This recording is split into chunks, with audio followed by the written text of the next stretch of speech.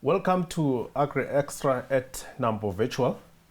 In this session, we'll be talking about the National Development Plan and its future insofar as agriculture is concerned. And joining me in the studio is Professor Johann Kirsten, who is with the Stellenbosch Bureau of Economic Research and is also Professor of Agricultural Economics at the university. Thank you. And Wandile Sihlobo, who's Chief Economist at ACBIS. Gentlemen, the NDP has a remaining life of 10 years from now. That's right. And Wandile, from an agricultural perspective, is it relevant? Is it still relevant? Yeah, it's still very relevant. It's still one of the important documents.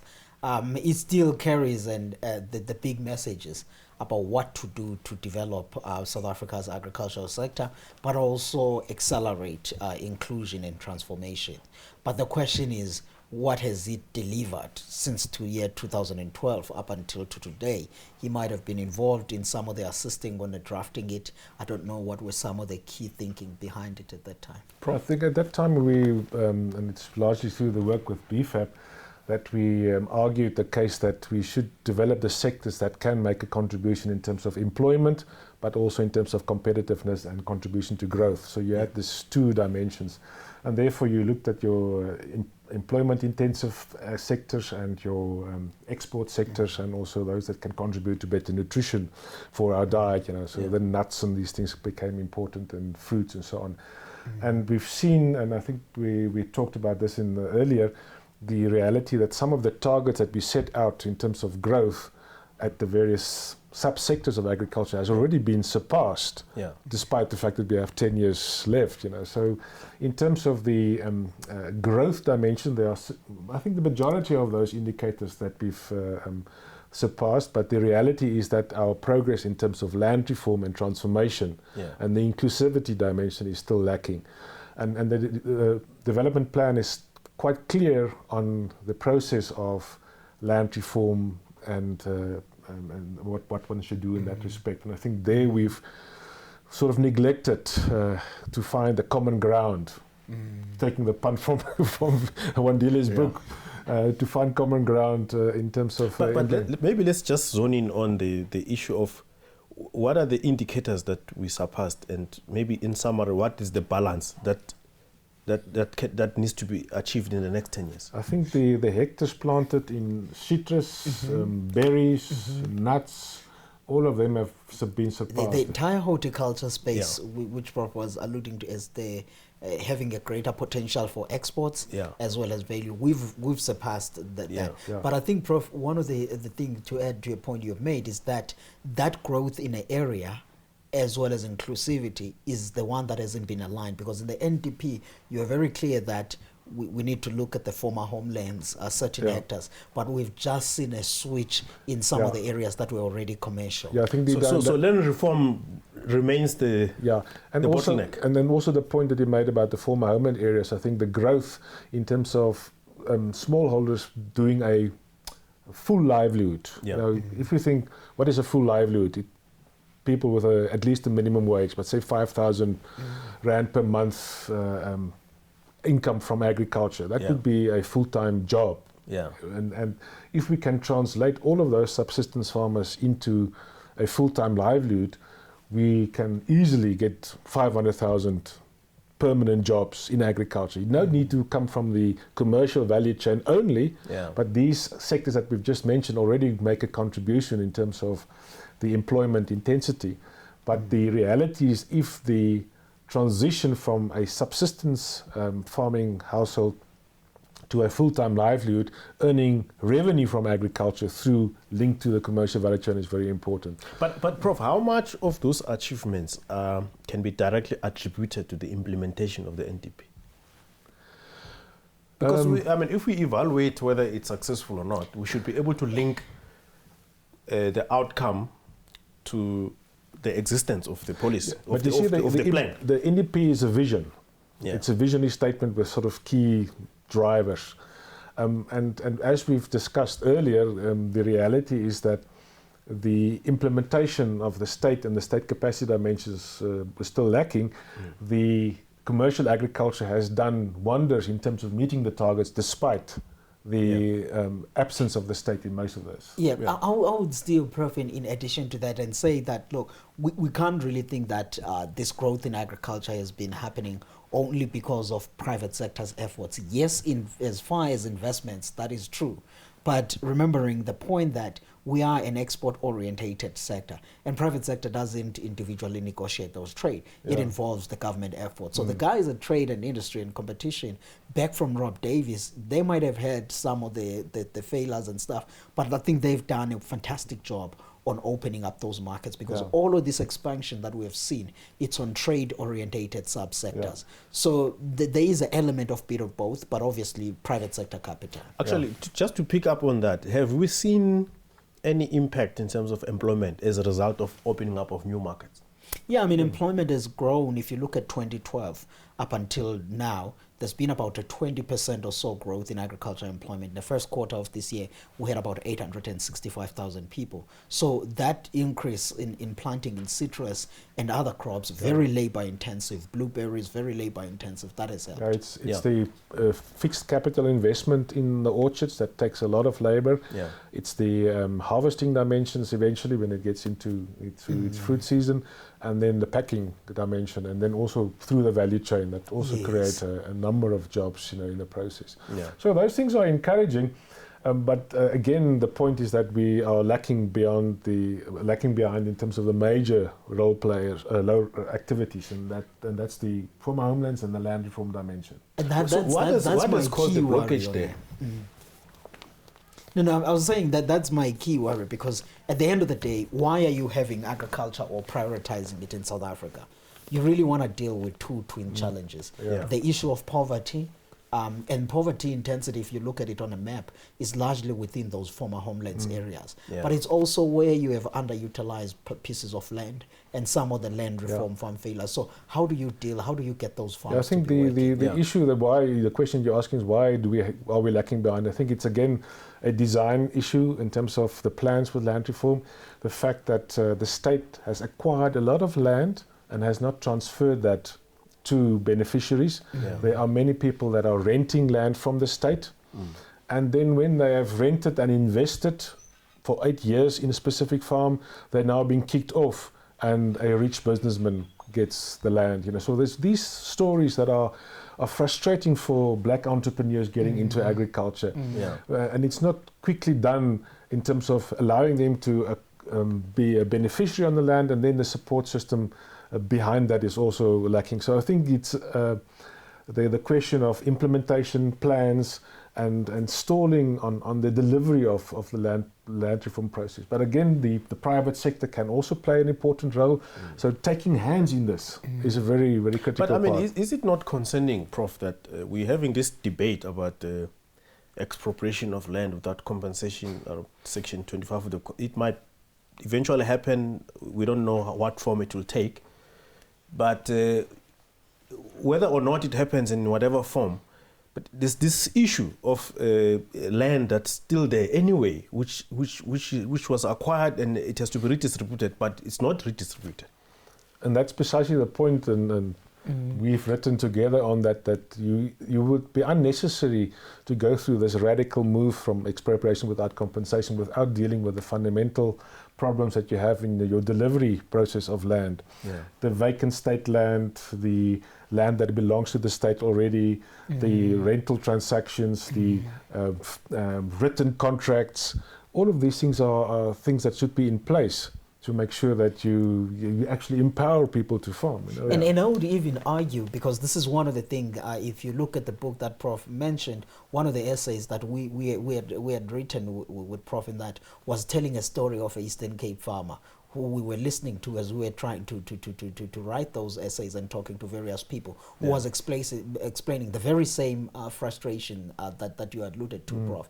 And I think that also adds into this thing where you hear about there's many land reform farm failures. If you can go to the gist of it on what causes these land reform farm failures, it draws back to the issue of people not really getting ownership or tradable long-term leases so that they may be able to tap into capital markets and invest into that. So those are some of the issues we need to focus on.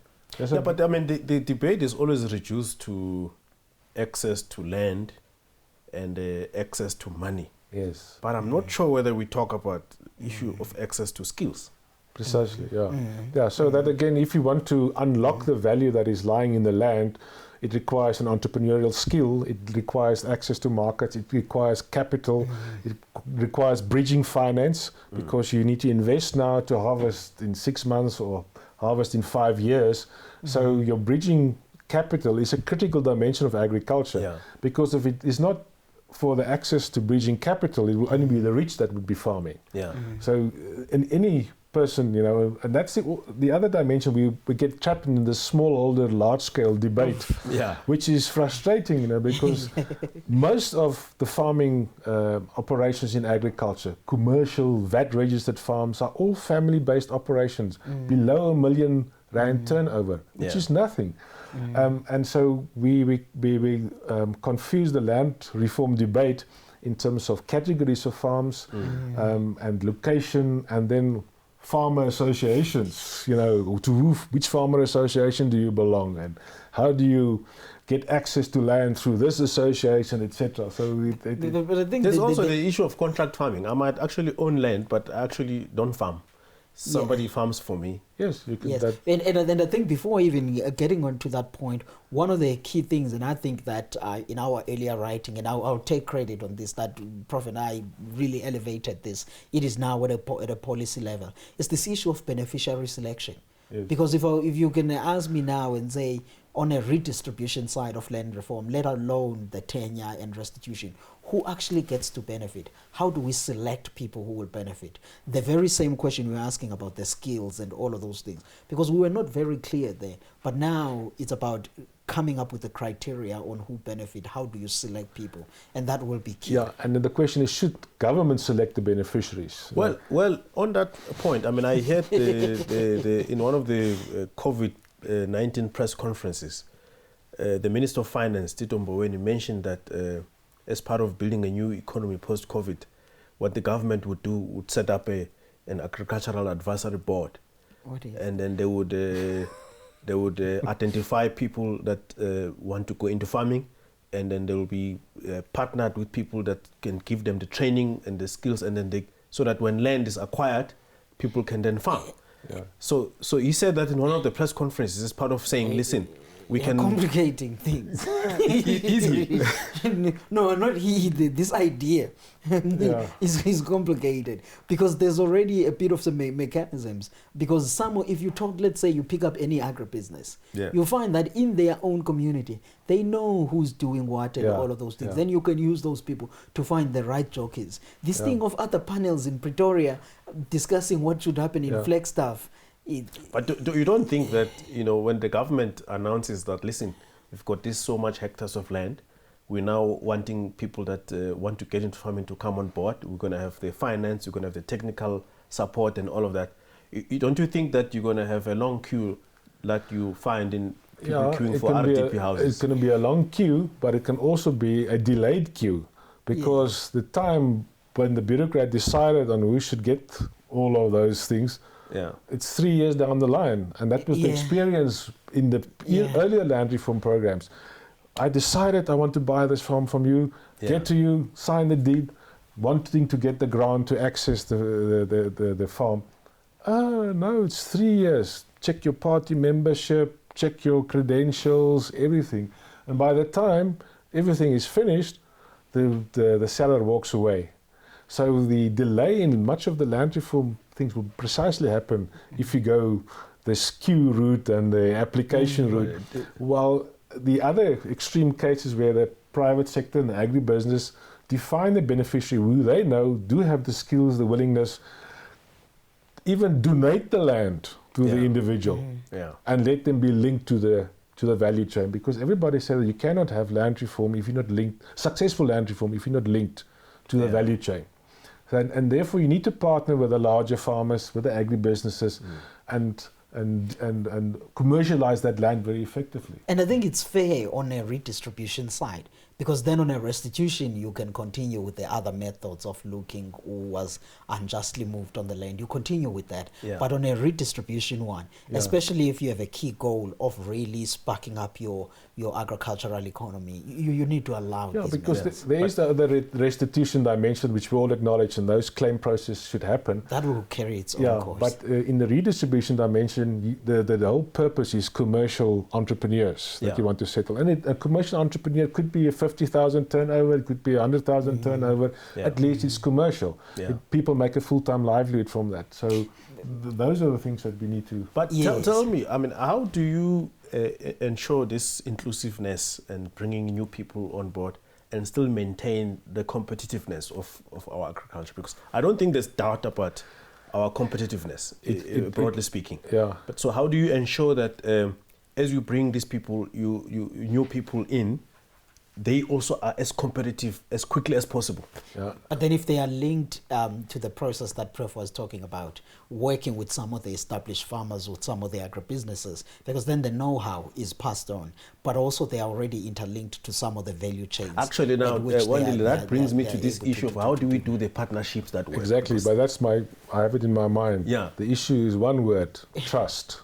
And then I will talk to, then Wandile can jump in now. Because the issue of trust between government, private sector, and farmer associations and farmers. Yeah. Those are the elements that are... And I think it's trust even amongst farmer organizations that are in private sector. Yeah. And also trust them as a collective with the government. Because even in these things, when you talk about the agriculture master plans and all of those things, what makes those processes stall and take forever and do all of these things is the fact that I don't trust that Mpumelelo's ideas are truly, a representative of my interests. So it's about establishing that common vision. Let's on a practicality, okay, trust is capital, right? But let's assume two scenarios where there is lack of it and where it exists.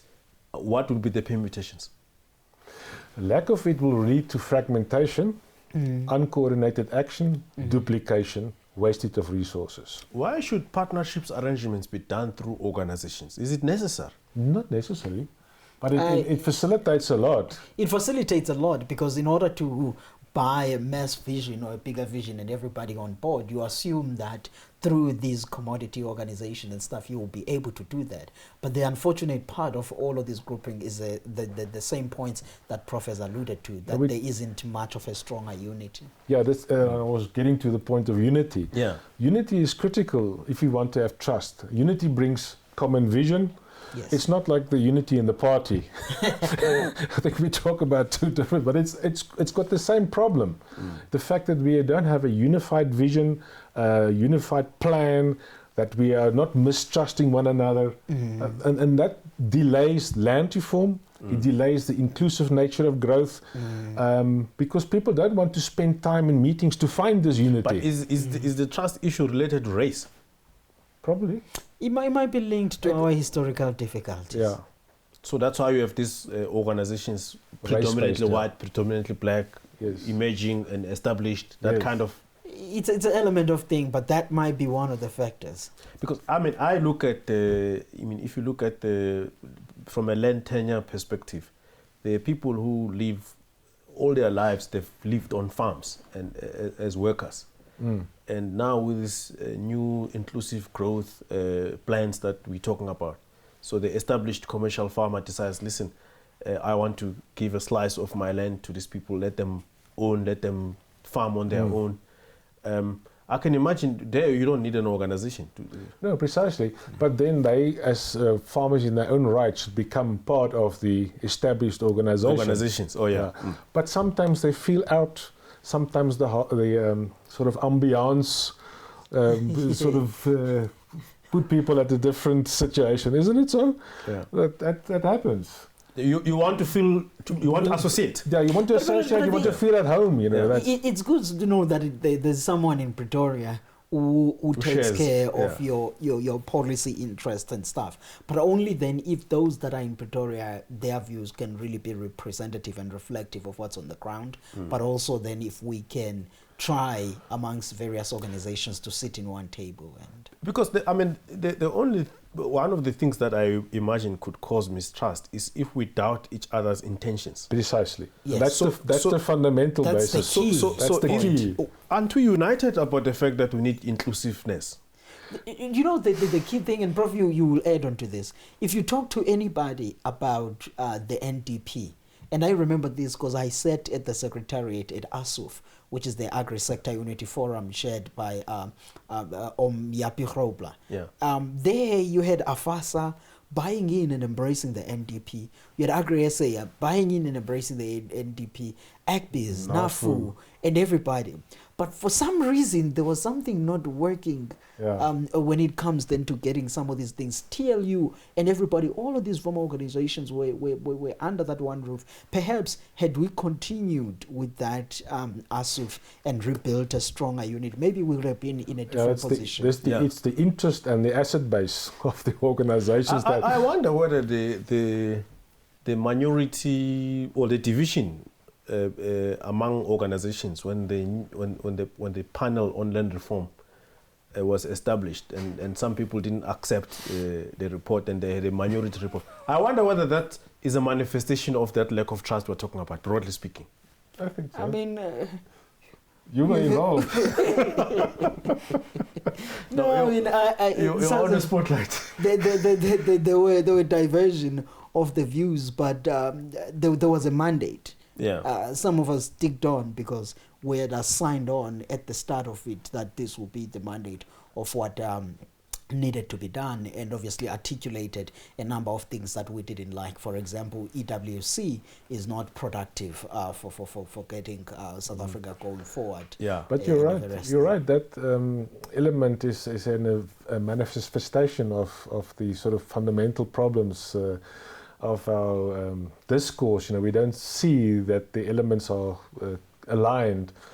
Now, I've been argued for 20 years that there should be a united farmers association for South Africa that brings all these things together. But even within the various farmer associations, there are conflict and mistrust and different views.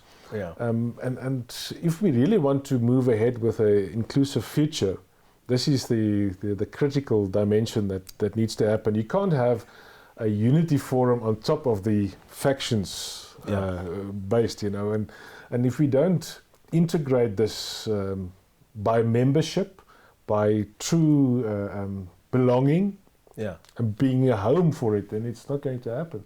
Yeah, it's about all trying to find a trust amongst each other, regardless of what the structure. We could take a united, like the US, of the US Farm Bureau, which has very strong lobbyists sitting in Washington. And the funny thing is, Mpumelelo, if you talk to farmers individually, the issues is exactly the same. Yeah.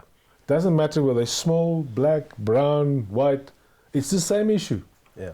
If there's no water, there's no water. Yeah.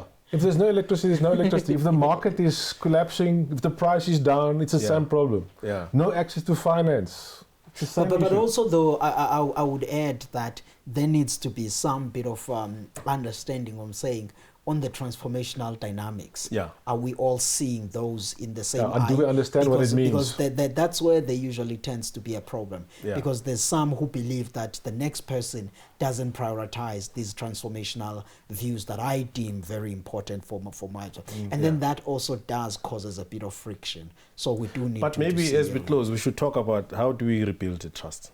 Where it's broken and where it exists, how do we reinforce?